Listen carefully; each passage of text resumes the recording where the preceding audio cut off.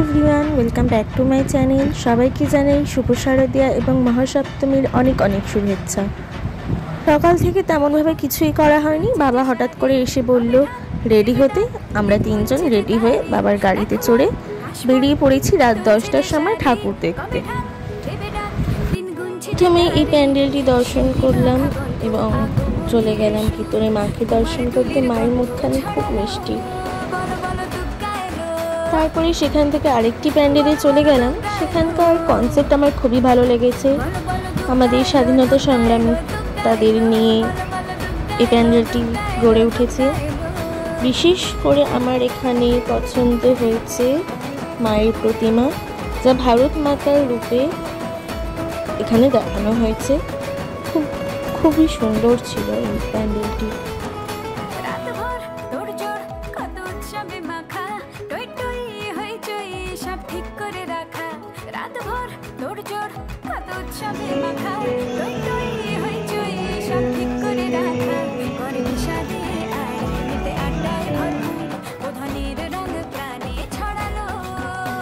প্যান্ডেলটি দেখা হলে চলে গেছিলাম আরেকটি প্যান্ডেল দেখতে। এই প্যান্ডেলটির কনসেপ্ট ছিল পটচিত্র।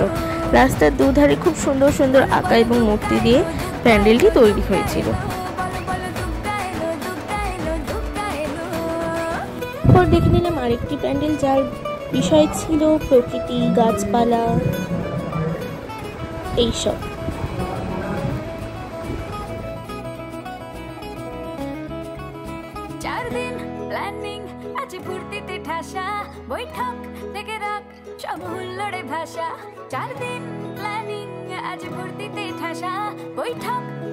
আবার বাবার গাড়িতে বসে চললাম। লাইটিং গুলো খুব সুন্দর ছিল রাস্তায়। আর এই যে প্যান্ডেলটিতে আমরা যেতে চলেছি সেখানকার লাইটিং সবসময় খুব সুন্দর করে। তারপরে দেখে নিলাম এই প্যান্ডেলটি খুব সুন্দর প্যান্ডেল হয়েছিল। হাওয়া মহল, রাজস্থানের হাওয়া মহল ওয়েস্ট বেঙ্গলে চলে এসছে।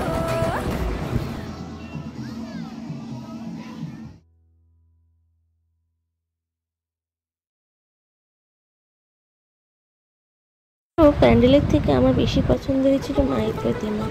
মায়ের প্রতিমাটি রাজস্থানী স্টাইলে ছিল, যা দেখতে আমার খুবই ভালো লেগেছে।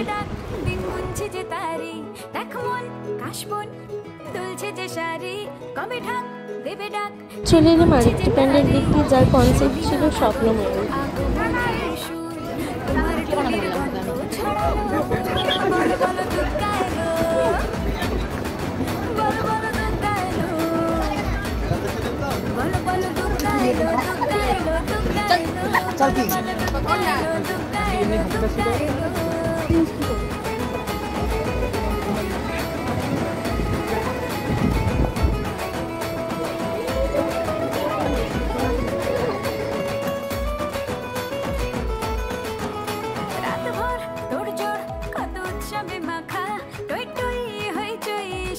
দেখা শেষ করে চলে এলাম আরেকটি প্যান্ডেল। এই প্যান্ডেলের কনসেপ্ট ছিল মনেস্ট্রি স্টাইল।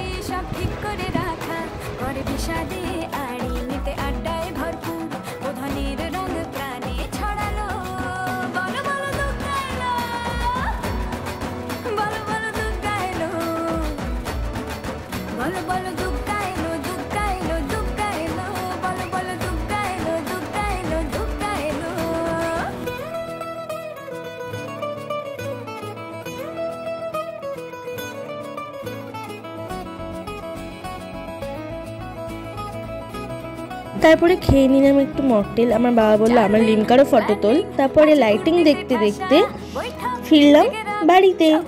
আজকের মতো এখানেই শেষ। আবার দেখা হবে কাল। টাটা।